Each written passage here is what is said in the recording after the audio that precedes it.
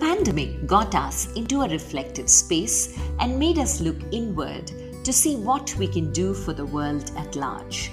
As a self-expression coach, I became a catalyst for women and started Vani, a one-on-one coaching program for women on finding their voice, to speak up, to be visible. As a storyteller, I spotted there were many ordinary people amongst us leading extraordinary lives, making a difference to the world, and they needed to be heard. Thus was born You and I with Rashmi Shetty, where amazing personal journeys with their uniqueness and individuality are showcased. A reaffirmation of the fact, open your eyes wider, the world is far more beautiful when we acknowledge the presence of both you and I.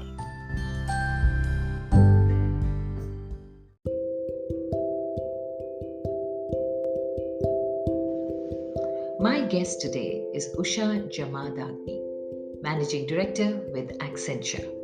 A perfect guest for this Valentine special. An advocate of self-care and self-love, she is a strategic IT executive with experience in leading, transforming, and delivering successful global projects and managed services to Fortune 500 clients with responsibilities in service management, relationship management, infrastructure, and application outsourced program and project management. Her mantra, she says, is to be the best version of myself all the time.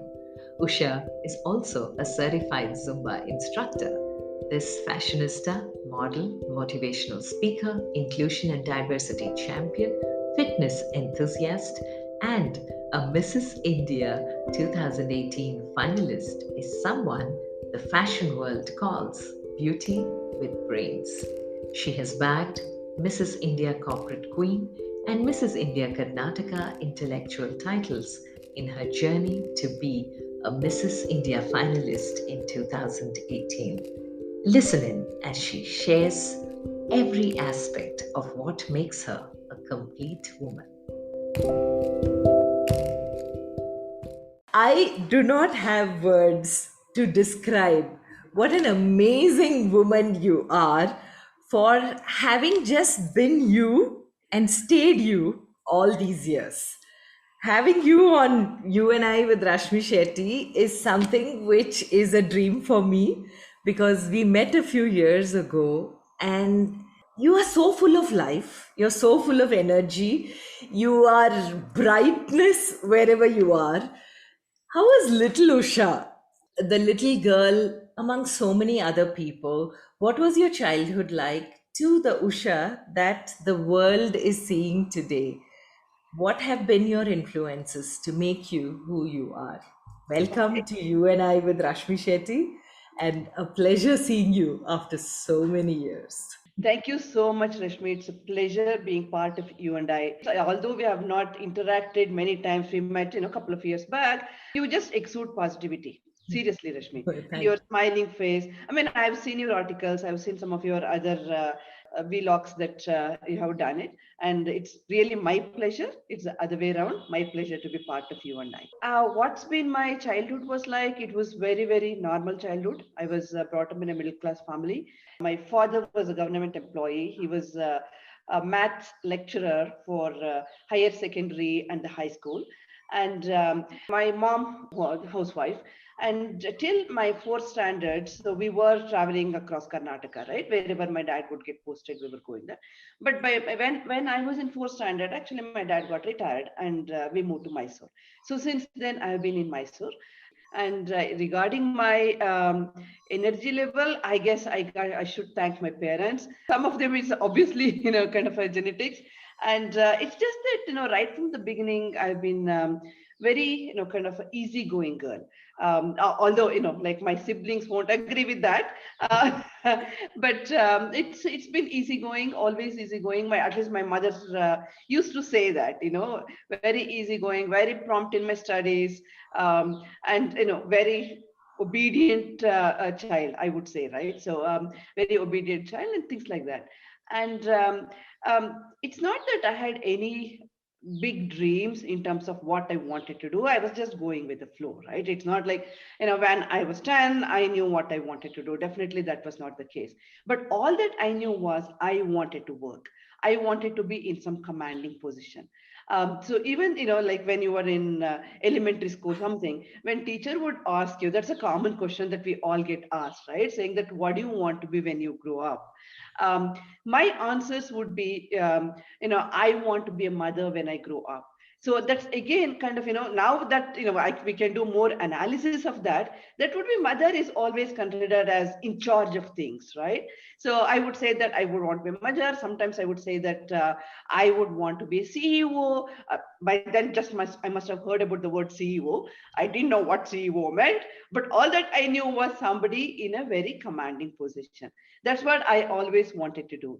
And my other side of the personality was um, right as I would say that as long as I can remember, right as a baby and a very little girl, I always wanted to be around people. So because that gives me joy, and everybody around me, they also say that, even now they say that, it's not that, I'm the life of the party or anything, but everybody says that, when we are with you, Usha, something lights up. It's just that, you have that ability to get everybody involved in a conversation. And for this one, Rashmi, like I said, it comes natural to me. I don't know how it comes natural to me, and I enjoy doing that also. So that's how it's been. And when I was coming to my high school, my dad passed away. So that was, I would say that, even though financially I mean, we couldn't understand what it meant, but still, I don't think financially my mom had to go through a lot of hardships. But still, she was a housewife. She never stepped out of the house till, back then that was how it used to be. And both my sisters were already married. We have a huge age gap. Between no, I have two elder sisters and one younger brother. So pretty much it was myself, my younger brother, who is 3 years younger to me, and my mom. So there were a lot of things that we had to do ourselves, right? Because, as it is, my mom was shocked that my dad had passed away. So the first time she had to deal with a lot of other things. So I was the elder sibling then at the time at home. And it's just that, all of a sudden we feel that, I grew up a lot, and this sudden sense of responsibility, right? So not that, I was contributing consciously to that, but still sudden sense of responsibility. Mom was not well at home. And it's just that, even the relatives and everybody is saying that, oh my God, what happened? No, you are 12, your brother is 9. So lot of things, right? So that inherent responsibility, that I would say that came to me when I was very little, when I was 12. And I was always a good student. From that point onwards, I was like, no, I need to do something very well, so that, I need to get into good college. I need to, obviously I knew, so everything has to be through the merit only. There was no question of kind of seeing whether I can get through management quota or whether I can get through donation. And I also knew that I wanted to do engineering. Again, that was like commanding thing that I wanted to be a part of. So this is how it has been. And I would not say that it was really challenging or anything, but it's just that the sense of responsibility of I need to do on my own. Although no, my sisters were there, they were supportive and all, but still something I should do on my own. That what I would call that urge or the desire for me to do something on my own was there from very early on in my childhood. Okay. And now reflecting, Usha, do Yeah. you remember who inspired you to do that, or it was just circumstance that made you think that you should do something on your own?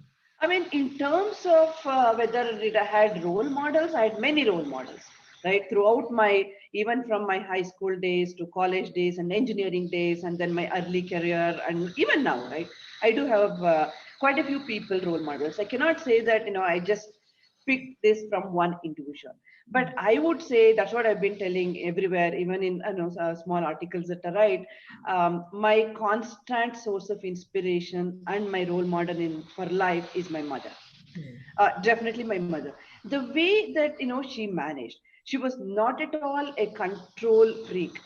right? But if you can imagine, this is in 80s, right? This is in um, late 70s and late 80s, and just at home with the responsibility of two small kids at home, how she managed things, right? So I would say that probably that's one of the reasons why I'm also very independent, right? She was not at all control freak, she was not at all controlling everything, but still the way that she kind of shaped me as a person. I mean, my brother as a person, it's fantastic. I do not know, I cannot put that in a word, in words, rather. But seriously, for me, my mother has been all-time role model. Like I said, financially it was not a big, but still, some of the things, oh my god, you're still so young, I still have to work on your education, your brother has to educate, you guys should get a right job. I mean, for me, more of you got to get you married. How she handled the life, I have seen it firsthand. um, and again, it's not always walking the park for her, right? So because we were teenagers, um, obviously you would go through your share of troubles with your parents, but all those things, the way that she handles, even now, I have grown up kids, my kids are 26 and 20.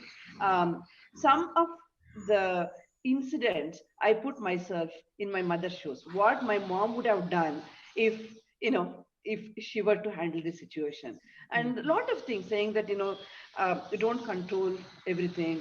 So those are the things that I learned from her. And the other thing is, being content in life, Rashmi. Today, I can very proudly say that, I'm very content in my life. And for that being the content, I learned it from my mother. The way that she used to lead a kind of, I'm sure, inside she was, kind of very nervous and all, but she would lead her life. She would interact with me. She would interact with my friends. She would interact with the relatives. It was very, very, very lesson learned for me in terms of how to be content with what we have. Today I may say that I have few things in abundance, but still, my level of contentment has been the same. It's that's what I would say. The few of the things that I picked up from my mother: how to be content in life, and how to be a. I cannot call myself a good mother, or I cannot compare myself with my mom, but still, some of the things that I do with my kids, it's purely from what I learned from her. So she's been my role model for life. Wow. And engineering at that point, Usha, when you wanted to do it, was it as much equal or like we see today, or was it not a bastion that girls would choose or prefer? Why did you choose that? Okay. See, for me, I was a very good student all along, right? Very good student, used to get good scores and all. So I chose science, a PCMB. And so when I did that, I knew I did not want to go into medicine. That is because I was very, very scared of just silly things now. When you think back, it's really silly thing for me to do that. But anyway, I got the admission into Mysore Medical College, and everybody, they were saying that you are a mad person not to take the government seat that you've got in Mysore Medical College. But for me, the silly reasons, like I said, I was very scared of needles. I thought I just couldn't go through the medicine. And also I was thinking that, there is no life for doctors. Very silly thing to do. This is, when I was all of 16, 17, right? I was like, oh my God, you need to work, you need to study for life. Anyway, so the other choice was engineering. And I also knew that uh, my mom could not have sent me to other schools in this one. So my choice was, the JC, the best college in Mysore. So I joined engineering. And but at that time, let me tell you, when I was in first PU, second PU, or 11th or 12th, so a lot of people, my relatives, a lot of people, because even though my mom was a very, very independent lady, so she had to sort of take inputs from From the people, relatives, yeah. right? She had to take input from the relatives. Many of them, they had told her that she shouldn't encourage me to, kind of go into engineering, because it's an expensive course comparatively, and it's going to take a lot of time. And again, finding a suitable groom might be difficult. So it's better, she takes some degree or the diploma, and then start working and then contribute in whatever way I can.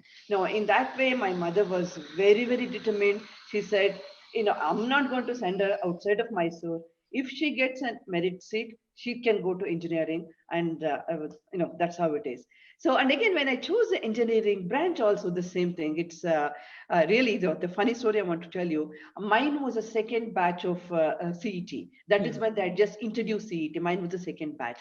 So things were probably still not as well structured or organized as it was. It It was used to just a be. second batch, Yeah. right? So it was a manual application form that we needed to fill. And somebody, my senior, one batch who had gone through this one, so that guy had told me, they were very, very careful when you're choosing that. We had to choose 10 choices for the college and the branch. Be very, very careful. If you choose the first or second, most likely you will not get it. So choose ninth or 10th as whatever the branch you wanted. So my first this one was, again, it's like a lack of guidance, or maybe I was not reaching out to people. So and I had to do everything myself, right? Because my Yeah. mom would support me, but she cannot guide me in these areas. So my first choice was NIE. That was only two engineering colleges back then in Mysore. NIE mechanical. Second, NIE civil, the ones that I really did not want to go. And electronics and communication was maybe ninth or 10th choice.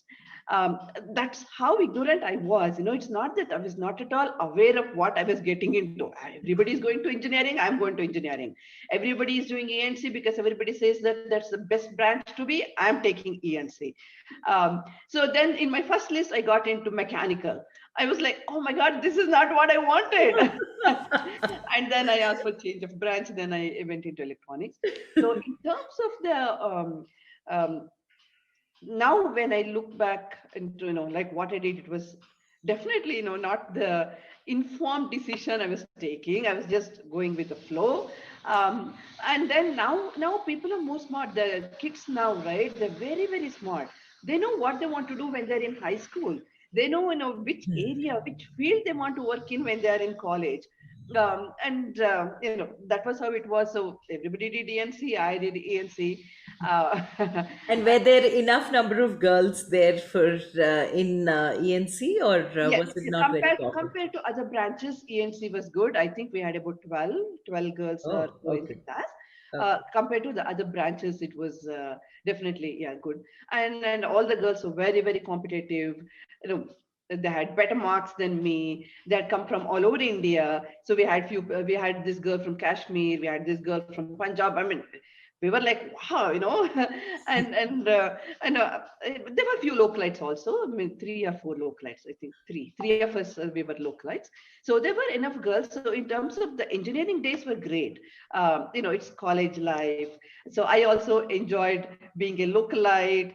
I knew a lot more seniors than anybody, right? So being a Okay. localite, and also these guys are so protective of localites. It's Yeah. like, oh, she's from Nama Mysuru, no, like that. So I enjoyed all the attention. Engineering went by like 4 years, went by like, it's like one semester types. So after that, that is when the reality, kind of this one, when we were in the final year, that is when, people were getting the placements, not like now. So there was not pre-placement or anything like that. Only after we completed our eighth semester, there used to be few placement companies used to come for the campus. And only after we completed an engineering, we had to go to all the companies and start applying. That is was a harsh reality for me, Rashmi. I was thinking that right after engineering I can start working. And again, you have all these dreams, right? So stars in your eyes saying that, oh yeah, I'll be completing my engineering, I'm an engineer, I'm going to get a good job, I can do whatever I want to do. Like you said, even though we didn't had a lot of financial issues, but still that sense of responsibility. So you're like, no, this I'm going to buy on my in my own money, like that. So we had all these things. But then everything, that was such a huge disappointment when I did not picked after the final rounds of interview. It's a huge disappointment. First was okay. I was like, maybe I didn't do well. Others are smarter than me. It was okay. The second one, the same thing happened. And in the campus, very few, maybe three or four companies had come for the campus. And the one of the companies, they were very open. They said that, don't even bother writing because we are not hiring. We are going to take about 10 to 15 people and we are not going to take any girls. Then we had to apply on our own. So then I had come to Bangalore. I stayed with my sisters. And then I was applying it. So it was, that itself was an experience, right? Applying was, you would just get your biodata, kind of, typed, and then go to every offices, very few offices there in Cunningham Road and Lavallee Road and Residency Road, I remember, and then handing over your profile, your biodata and the cover letter, and then you would get a letter back or a call back if you had given your phone number. So that is when huge disappointments, because many companies, I would get selected till the group discussion round, right? Your written test is done, technical aptitude is good, and then the interview part is good, and then they call you for the GD. GD is good. At least you would think that GD you can evaluate yourself, because people are around you and like how you participated. After that, nothing would come. That was a huge disappointment. The first disappointment, I would say, saying that, oh my God, life is not going to be as easy breezy as it was till now. And then I got into a job, analog and digital systems in Lavallee Road. That too through some influence. My brother-in-law knew somebody. I mean, I had to go through the usual recruitment process, but still, that was through some connection. That was how it started. I worked here for just a couple of months. I worked for 4 months. And then I went to US. I got married and went to US. And in US, I mean, my husband was already there, and he was in software field. So that's what he said, that it's better you switch to software. Otherwise, limited opportunities for electronics and communication. Not that I was quote unquote electronics engineer per se, but still, right? So then there was a lot of further studies that I had to do. I had learnings that I needed to do. That is when I switched my career to computer science. And since then, career wise, I've not had touch wood, I've not had any major disappointments. I had a lot of challenges in terms of growing up the ladder, being in America and all those things. I had a lot of challenges, but not huge disappointments. But how was the shift, Usha? You're moving from a country where they did not, they were very clear and candid in some cases, where they told you, we are not taking you anyway, girls, we don't take, to a country suddenly which is culturally very different. And you are going to go study there now on suggestion of your husband that move into software. And that's how the IT world, and at that time also it must have been just in its nascent stage, not like how it is today. So how did you first of all shift here mentally from where you went to the place that you're now slowly settling in? What were some of the questions in your mind? Okay, again, it was like, going with the flow, right? So, and I started doing my master's, and that was a complete, shift in everything, right? From a college life in India, in Mysore, to the college life there, because just the average age profiling, right? So people usually do masters. That's how it used to be, but now that's not the case anymore. But still, you would have people from all ages, people who have 20 years of experience, they want to do their masters, and people who are just completed their undergrad, they want to do their graduate master studies, right? So that was, well, like, what is this? You would think that you are kind of carefree college days, then going there, everybody kind of very focused and determined on just that course, and many of them were working. Actually, the classes were evening classes, so many of them were working. They would come after their work, and they don't socialize. They're just kind of focusing on the studies. They are there to study, right? Not to enjoy quote unquote friendship or college life or anything. So that was a bit of cultural shock for me. And then we made our own friends, right? So there were people like me who had just come to US, who had just had 1 year experience, 2 years experience. So we formed our own Desi group and Desi gang. Even the learning and the teaching method was different, and the way that we were being assessed was different. So all those things I must thank my husband, because he helped me through it in terms of what needs to be done. But end of the day, it's me, right? So I need to do that. So it was like I said, again, retuning myself.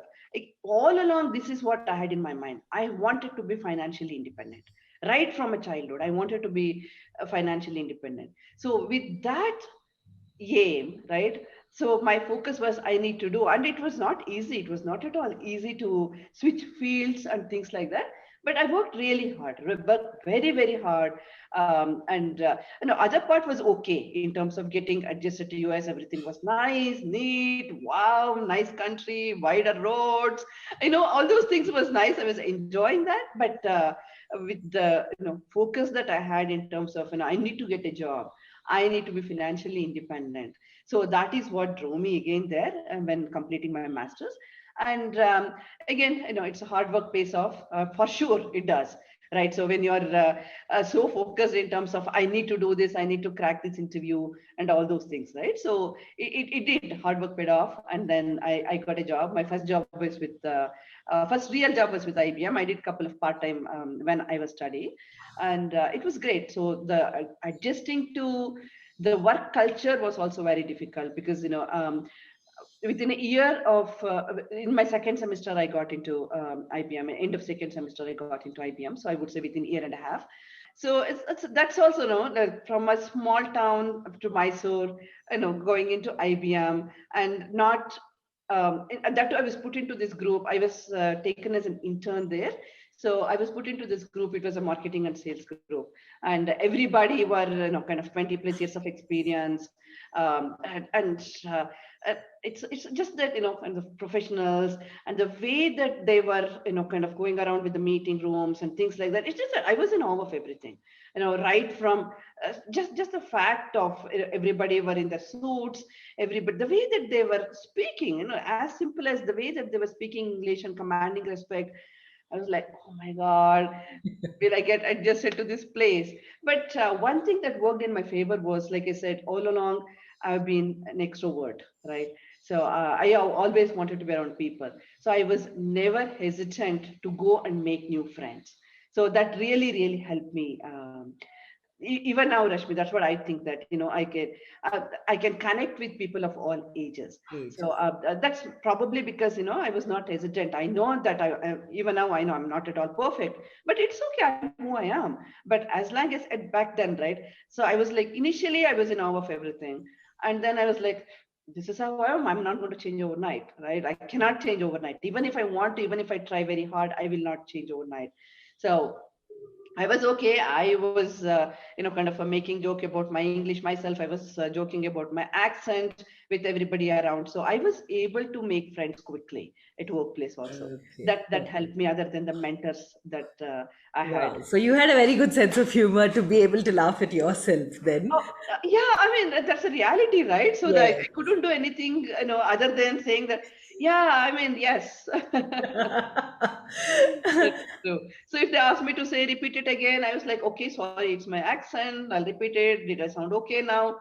And I had to do that, but yeah. Yeah, so you learned everything on the job. You were picking everything that is there, because this girl from Mysore has been now finding herself and her stance in the States Yeah. amongst a group of people who are senior, very much senior in some cases, and who know what they want, and she's still trying to find out what she wants. Yeah. Then motherhood happened there then, or much later? That was my first job in IBM. So, it's first 6 months, 8 months was very difficult. In fact, it was double the work for Suresh, for my husband. So I would just go through that and okay, I'll do this, and then go home and say that I need to do this. How do I do it? Right. So it was, he helped me. So those things, right. So I used to come, it was like I said, double shift for him. He used to just sit and teach me everything. And we used to get into a lot of arguments and lots of fights, because you were like, you don't even know this much. I can't believe that you scored this much in this subject and things like that. But anyway, it was good, but after 6 8 months, I got the hang of how things work, and then I was able to pick it up. Even now, that's what I tell my kids. It's not at all a big deal. You can pick it up. All that it takes is hard work, practice, practice, practice. It's you're going to pick it up. And then I was in IBM for a couple of years, and then I changed my jobs for better career prospects. I was working there, and again I was very very ambitious. It's just that I did not settle for this one, right? So the an IBM good job, I was making decent money.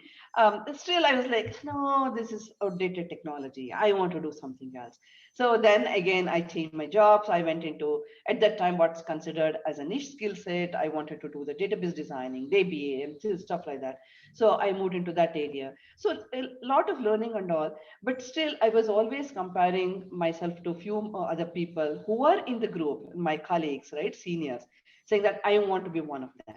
It is not the greed for more money or anything, but it's just that I want to be in that commanding position where to some extent I want to dress like them. I want to look like them. Obviously I cannot look like them, but still the way that they carry themselves, Yeah, right? yeah. I want to do this. So I want to lead a team. So that was how ambitious I was. Right from the beginning I was ambitious, but when in US, when there was an opportunity, if you prove yourself, you can move to the next level quickly. So I really took advantage of that fact.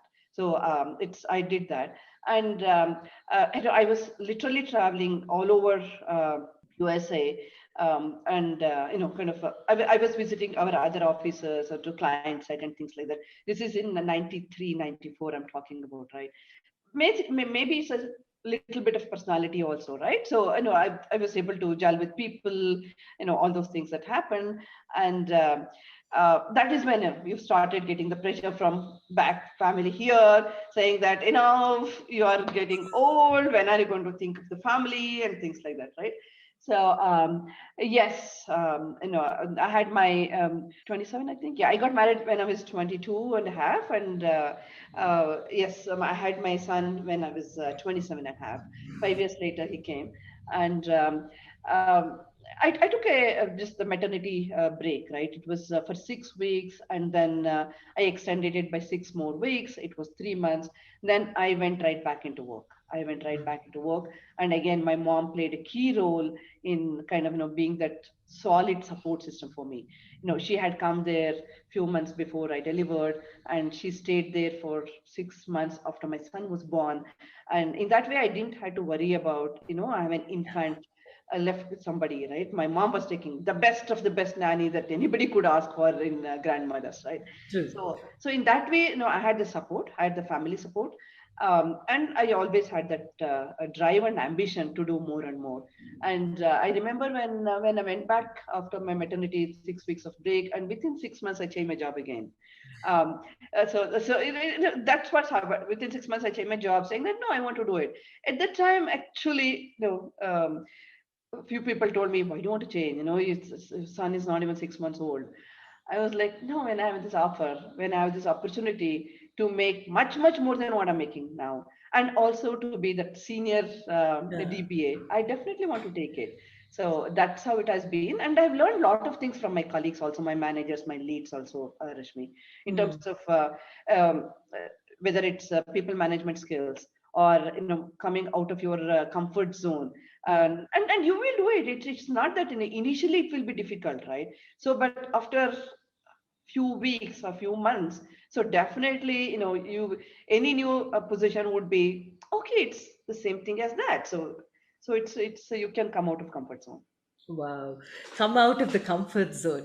Like now, a lot of women take career breaks, and then getting back into that zone becomes the biggest challenge for Yeah. them. Many of them face discriminations. And the biggest reason why, after mid level, many women drop off is because of the so called glass ceiling. Yeah. But didn't you see it, Tusha? How did you overcome the glass ceiling? You're ambitious, yes. Your dreams are very clear, yes, after a point. You are very driven. What is it that you see as the reason why you are able to not stop because there's a glass ceiling but go beyond? No, there were many instances where I felt like I should just, call it a day. I should just quit, right? Mm-hmm. Many instances. So right from being a young mother, when I was in US till my son was 10, right? So being young mother and the daycare, the usual stuff. But you being a first time mom, so you don't know of all of this things, right? Every month give him antibiotics, ear infections, the usual, the growing up of the babies, right, with the daycare. And and at one hand, you would get the pressure from the family also, saying that what's the need for you to work, right? So what's the need for you to work when one hand, your spouse is making good money, and you have a small child at home. Every month the child is sick. I mean, sick not in the sense that not very Yeah, sick, not yeah. critically sick, but still sick. Hmm. So, and what's the point in working? And you are spending so much money for the nanny, for the daycare. Probably half of your salary is Salary. going there. No point in working, right? So that I was very clear, like I said from the beginning, I wanted to be financially independent. So that really what drove me, other than my dream and ambition of this one, from a personal angle. From a professional angle also, right? So even though now it's very open, the inclusion and diversity and everything, back then, even in US, right, it was not this inclusive workplace.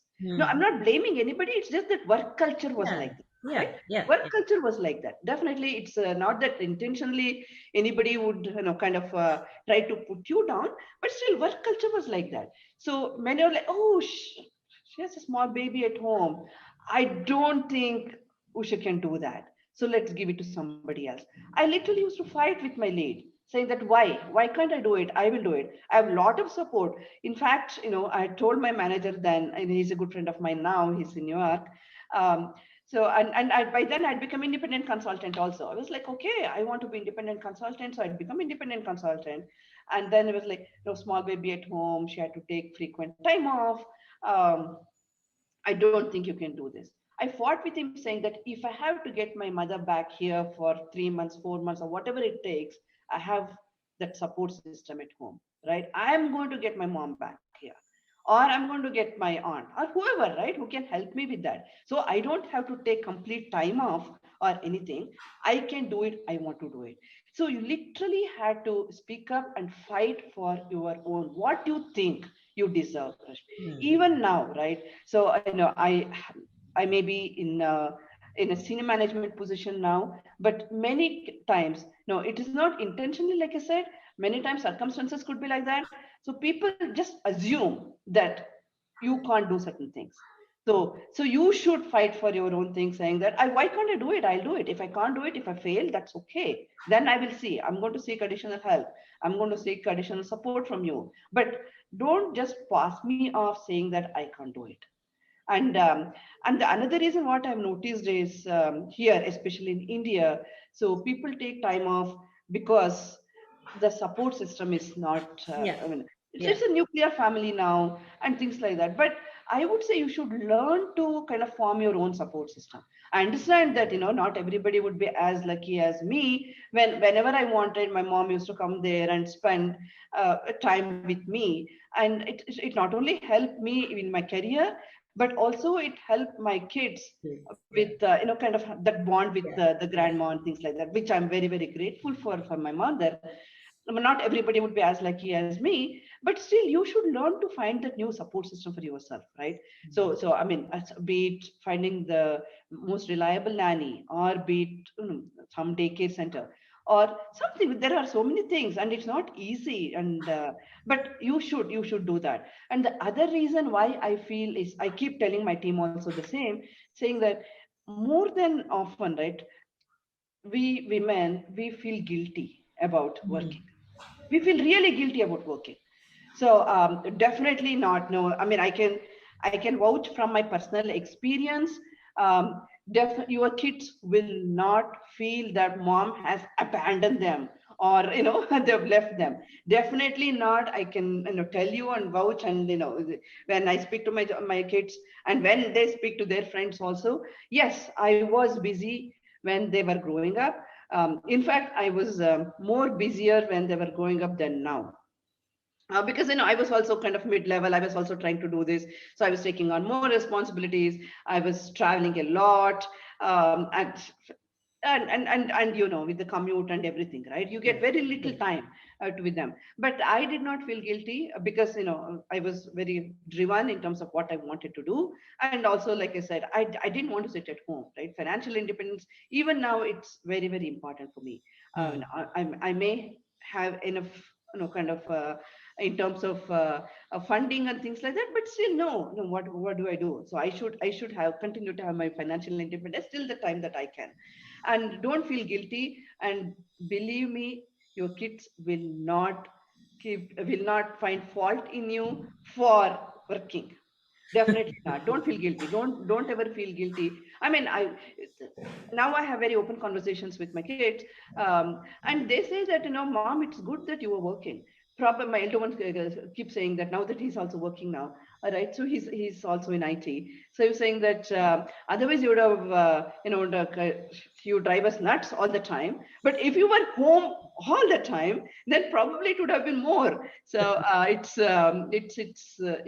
that way, we should not do that. And the way that at the same time, like, I'm not saying that it's easy, right? Make your kids, when they're very young, understand how difficult it is for you as a working mother and other responsibilities as a woman. It is okay, you're not dumping everything on them, but they should realize that. Okay, because it's not easy for anybody, any parent, especially for mothers. It's not easy to manage home, manage kids, manage work, right? Hmm. And also, so even though you have a very supportive spouse, but still, inherently, as women, as mothers, Yeah. we tend to take on more More. Yeah. responsibility of the kids, True. especially when they're young, right? True. So True.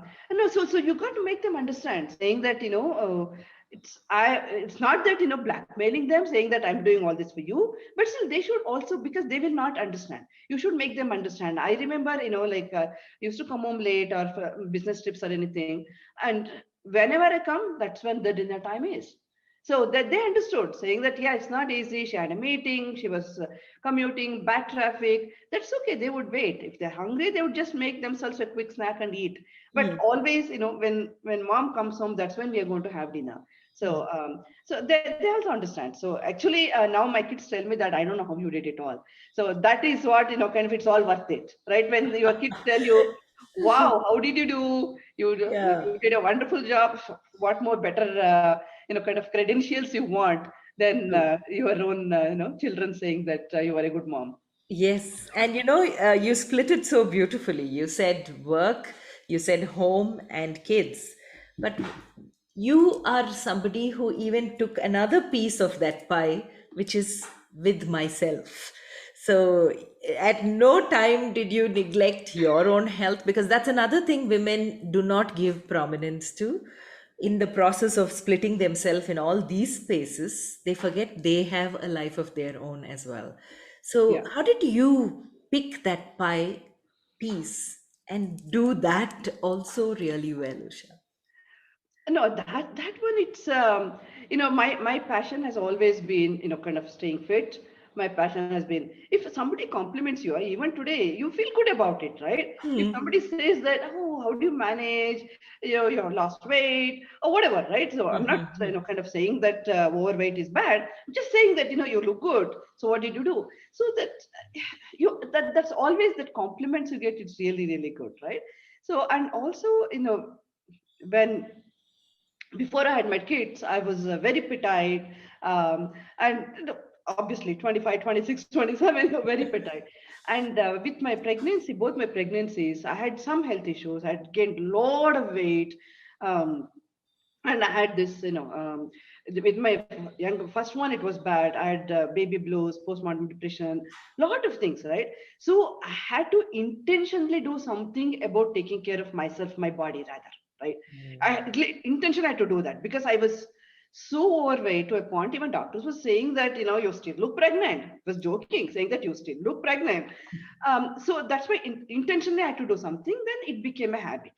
In terms of keeping myself physically fit, in terms of keeping myself mentally fit and emotionally fit. Like I said, I'm an extrovert.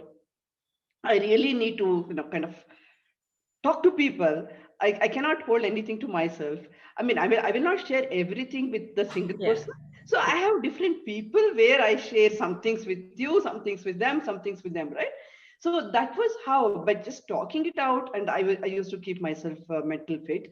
And in the last, I would say, 7 to 8 years, that is when, even in the corporate world, right, we keep talking about, energizing your mind, body, Yeah. heart, and Yeah. soul, and all. So now when I reflect back, that's exactly what I was doing, but without a structured approach, or without, like, planning too much about it. The physical fitness part of it, I had to do it, and then it became a habit, and you feel good about it. And then, and the mental part of it, I just cannot keep anything myself. And also it helps, it really helps to have, few people for certain things. Always I go to my sisters for something, I go to my mom for some things, I go to my husband for something, I go to my in-laws for something, but I go to my friends for other things. So, and being a, kind of outgoing, outspoken personality, that helped me in terms of how I maintain myself. And in terms of the other, this one, when I moved back to India, I was always, because again, this extrovert nature, and me, wanting to be around people, even in US, right? So I was very active in Indian associations, right? Um, in Kannada, I used to teach Kannada for kids born there. Very active cultural activities. I used to take lead in organizing the cultural activities for the Indian associations, because that used to make me happy, and I was good at it. I was good at, kind of getting everybody together and making them work towards a common goal, in terms of that we need to do this, we need to learn this. And I used to get, it's not that, I was the one I was the organizer, I was the event manager, but I used to get people saying that, oh, Rashmi, you're so good at this, come and do this for these kids. And Yeah. like, that's how I used to be. And after coming here also, the same thing, the family events and all. And see, if it was 15 years back, if the environment was something like today, probably I would have changed my career, Rashmi. Seriously, I would have been an event manager. uh, Seriously, I would have been event manager, but I don't know, if for my corporate world, IT world, things were moving well. I did this. But now, it's too late. I thought about it. I thought about it, knowing that should I give it a try? It's like too late. No, I'm too old to get into event management, and, to do that and things like that. So that was how, I was keeping myself. And then, this Zumba, aerobics, and all was part of that, because, and here I was freaking out, because, every, 5 minutes from my home, I have a gym, 10 minutes from home, I have a nice Zumba studio. So, whereas in US, I couldn't do this because, I didn't had additional help, other, outside of help. Whereas in India, honestly, I don't have to do anything other than going to work and coming home, and then, just Yeah. spend time with the family, right? You get help for everything here. So when I came here, honestly, I thought that I had a lot of free time with Bangalore traffic, with IT job. Honestly, thought I had a lot of free time. So that is when, like, I was going for this really aerobic and the Zumba classes, and but I did not maintain that. It's not easy to, kind of continue a certification and Hmm. all. It was just a passion. I was saying that, why not? I'm going to give it a try. So that was how I did. But I continue to, do my physical exercises and all. And that is when even the fashion world opened up.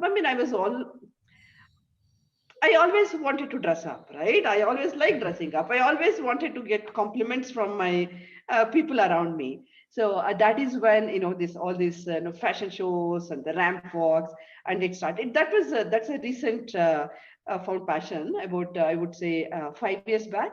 And Oh, okay. yeah, and again, it's the same thing. Corporate culture. It all started here. Corporate culture, not 5 years back. I would take it back 8 years back. We were organizing these events. Okay, let's do fashion show. Oh, I want to do the fashion show. You know, that's how it started. And again, I'm not very conscious of how I look. Right from the beginning, I was not at all conscious of me as a personality. I was like, I knew this is what I am. I will try to improve some areas where, I think I should, but I'm not going to be perfect in all the angles. This is how I want to be. So that, confidence I had in me, and that I would say that I didn't had any inhibitions per se. So Yeah. that was, I participated in Mrs. India.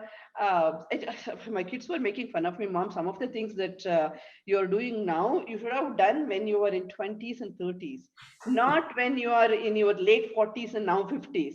So that's okay. I enjoyed it. There are a lot of, when I participated in Mrs. India, so that is when so many other doors opened up for me in terms of these fashion shows. I mean, I was in Bangalore Fashion Week a month back and things like that.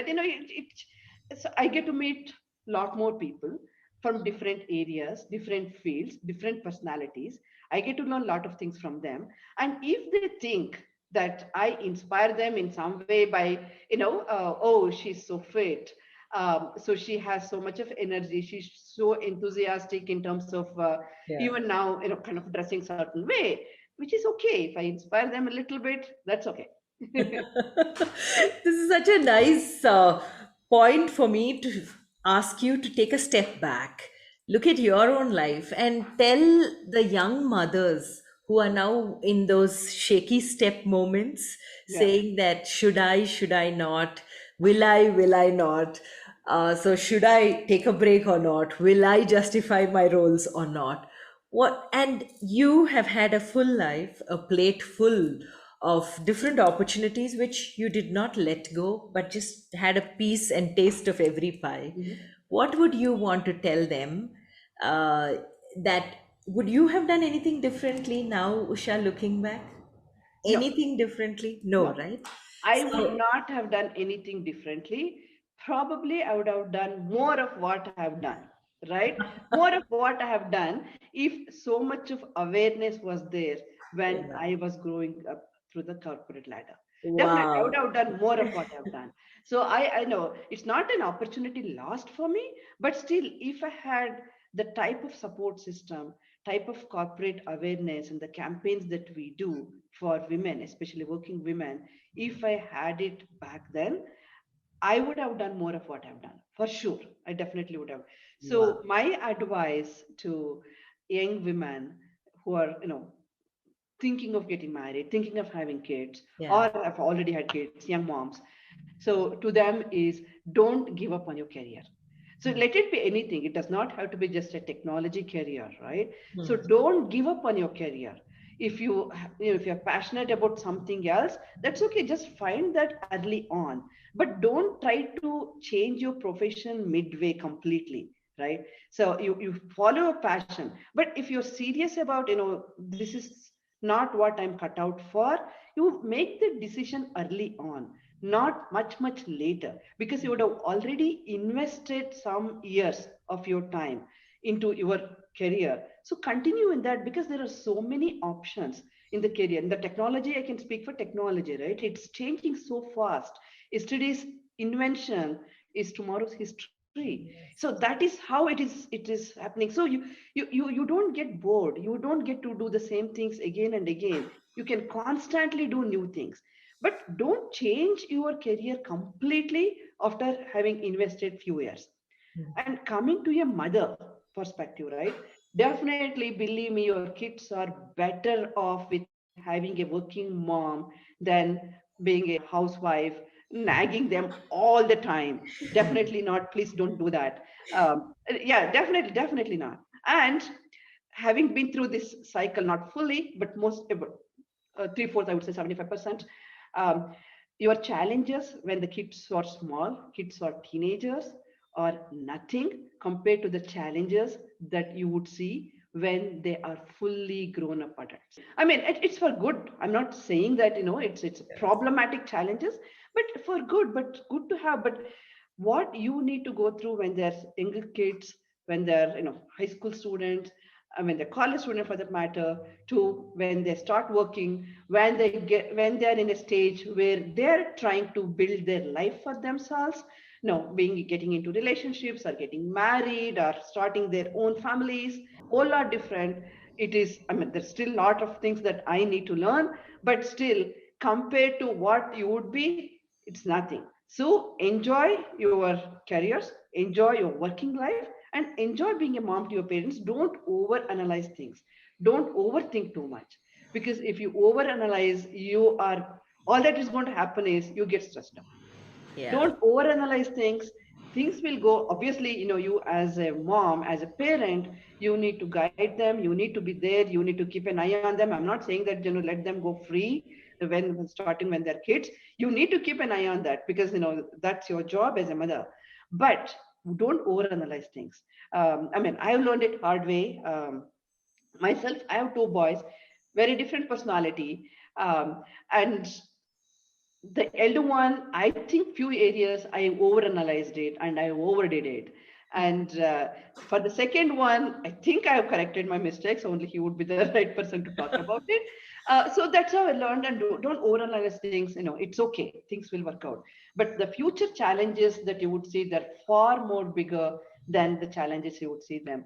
So that will prepare you well if you're working, if your mind is fully occupied.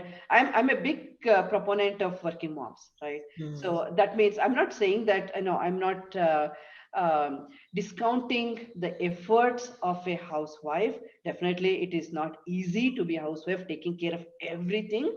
I'm not discounting that, but as a mother, working mother, so you would learn a lot more because you would have interacted with a lot more people than being a housewife.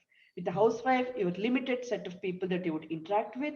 But when you are a working mother, you would interact with a lot more people. So your lessons or life's lessons are far, far, far, far more and better, and experience that you get by working is far better than, I would say, housewife. I don't know others. I've been working all my life.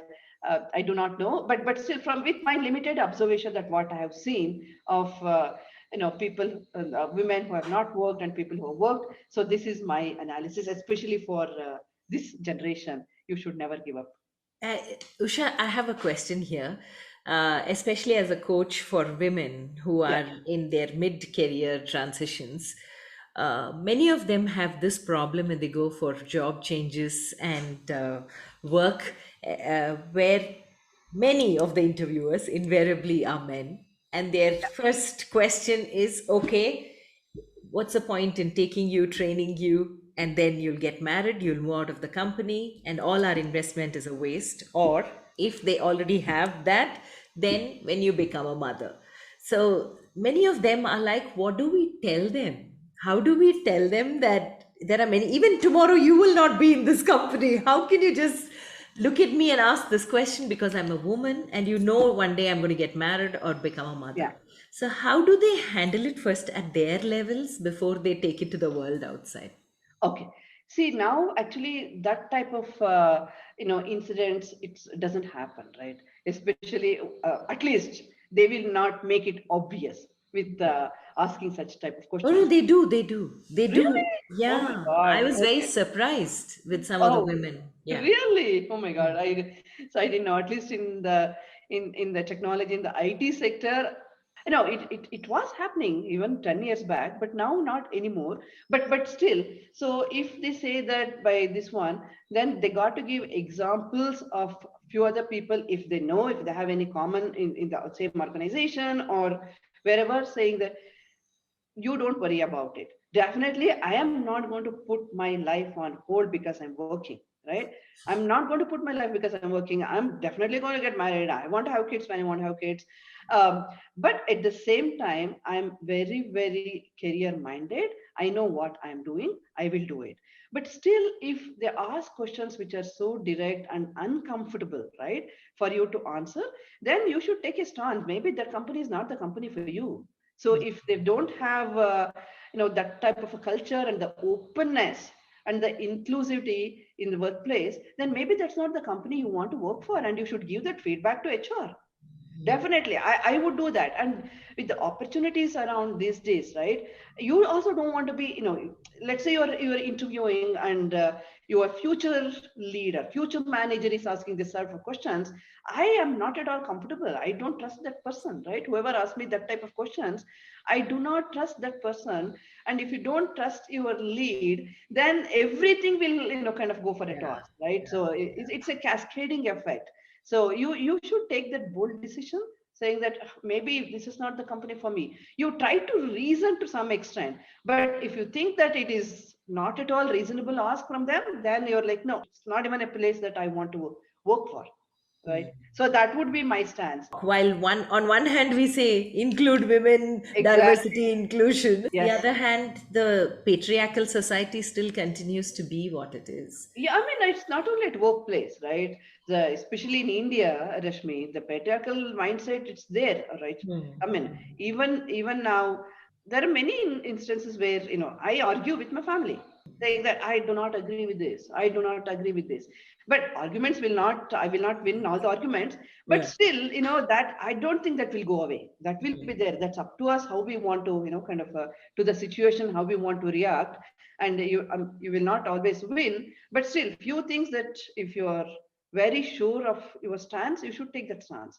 Like I said, in my family also, even now I face that, saying that why, I know it's my logical mind sometimes, but That's who you are. yes. And talking about situation and reaction, the pandemic has made all of us become reflective, Usha. Everyone has taken a step back and realized how little we need. And the last 2.5 years have been the best teachers that life had ever thrown to us. What have your reflections from the pandemic been? See, my reflection from the pandemic is it's very fragile. Life is too fragile. I mean, you can't even imagine, something like this would happen, right? And again, it has happened. Personally, I lost my mom April of 2021. So as it is, right, with the pandemic, with the situation around us, people are suffering, so many things, it was happening. And then, I lost my mom, it's last April. So personally, for me, just a lot of things have changed. My perception of life has changed, a lot of things. So some things I've stopped doing what I was doing. Just to give an example, it's a very personal example, but still, um, my son is in US now, so he went there for his masters, he's working there and all. My expectations, few things, it's of my expectations, or maybe the control freak nature that I had with my son. I used to do that. I mean, I was like, it's okay, I'm just checking on you, it's okay. I mean, I was like, uh, that's what I am, that's my personality, I do like this. So those things, it has changed suddenly. All this with the pandemic and all, I was like, oh my God, he being there, I'm in here, I don't know when I'm going to see him, I don't know when he can travel to India. So let's not be, kind of mad for silly things, right? I used to be mad for a lot of silly things, as silly as he eats out 7 days a week. Literally, I mean, I know it's silly, but we used to have arguments with him saying that, Chirag, you cannot do this, come on, you got to cook like that. I mean, he's very, kind of a health conscious a guy. All those things are fine, but still, silly things like this. You should think of this, you should think of that, you should do that, you should do this. Now it has completely, this is, like 6 months into the pandemic. I was like, if I am facing this situation here, being with so many other family members around, he being there alone with few friends, and even they could not even move out there also, no, and the first 6 months was terrible. So my perception of few things that I thought was in control of, no, I'm not in control of anything in life, not at all in control of anything in life. And the way that I was dealing with my near and dear ones, so I have changed consciously few things that I've changed myself. At work, nobody thought that, we can work from home and still maintain the same level of productivity, still maintain the same level of client satisfaction by working from home. So we were so paranoid earlier for no reason. And so in that way, I know, there is a very thin line between work and home now, but still in some ways I think it has helped us with our work life balance, right? Because we as leaders of the organization, we as managers, we were so paranoid, we were not even allowing certain roles, certain positions to be, we didn't even think that those things can be done from home, right? So we were insisting on somebody coming to office, being in office, whatever, 9 hours a day or whatever, do that and all those things. So a lot of things has changed. My reflection of pandemic's life is very, very fragile. And kind of give a lot of importance to your family and friends and your relationship, basically. So that is what taught me, Rashmi. Like I said, personally, I also kind of had a huge loss and huge void. The void will not be filled in my life. Um, and my mom was not in Mysore, Bangalore. She was in Kolkata. My brother is in Kolkata. So we didn't even see her the last 3 months of her this one. So a lot of things has changed. One thing is it's very fragile. Kind of go easy on yourself also, right? Go easy on yourself. So don't stress too much. And some things personal on just on the self-care, a lot of things has changed. A lot of things on the self-care has changed. Even though I was not very conscious of how I look and all before, but now I was like, yeah, it's okay, fine, with all this remote working and all. No, the video calls and all, I used to be very very kind of in the beginning I was like, that's okay, it's fine, this is what I am. So if you say gray hair here, if I have not dyed my hair, it's fine. And on that beautiful note, 3 life lessons, Usha, that you'd like to leave us with. 3 life lessons for me is, I mean, my personal, this one I'm going to say, especially for women, working is very, very important. No, other than the financial independence, the interactions you have and your maturity level as a person will definitely, kind of, it goes one level up every year you work, right? So that's a life lesson. It's very, very important for you to be a working woman for many reasons. The second personal life lesson is, if you have more than one child, don't ever compare your children with each other. Be it any trait, don't ever compare. This is life lessons. I knew how I was brought up, how I'm different with my siblings, but still how my mom treated all 4 of us, but still I couldn't adopt it when it came to my children, right? So I learned it a big way when when children spoke to me about what they don't like about me and all those things, right? So that's the lessons learned for me. Initially I was in denial. Then I was like, yes, I should have done that. Only this learned after I had a very very candid conversation with both my kids, just one-on-one conversation with both my kids. Don't ever compare. Coming to the professional, this one, please be very very empathetic about your colleagues. I'm not even talking about kind of a manager, leader, or anything. Be very very empathetic with your colleagues all the time, because it's very important. The people connect factor, human connections that we have, is very important for us to be our best selves at work. If you develop that, if you're empathetic towards others, they show similar empathy, similar respect for you. In that way you can have the free conversation with them. This is just my personal thing. Don't think hierarchy is the barrier for you to have this type of connect with your colleagues. Definitely hierarchy, it will not be the barrier. If you think that it's a barrier, that's going to come in the way. Otherwise it's not going to come in the way. It's just to treat everybody as equals, as individuals, and develop that people connect factor with them. That's going to help you. That's going to help you as a person. That's going to help you to be your best self, authentic self, all the time, both at work and as well as at your personal front or at home. Pandemic has taught us, integrate your professional lives and personal lives well. Only when you integrate it, you will be able to do justice to both the roles. You walk the talk perfectly, Usha. All these 3 has come from your personal life and your personal space. Respect that authenticity. May your tribe increase. And Usha, thank you for being who you are. Real, full of energy, and so lively to talk to. God bless you. And thank you so much for giving your time to be on You and I with Rashmi Shetty. Rashmi, thank you so much. I enjoyed my conversation with you. And if not for you and I, we should make it a point to meet once in a while, just exchange ideas and learn from each other. I would look forward to meeting you in person sometime soon, Rashmi. Thanks again for having me on your show. Completely my pleasure, Usha. Thank you so much. Take care. Thank you. Bye. Bye.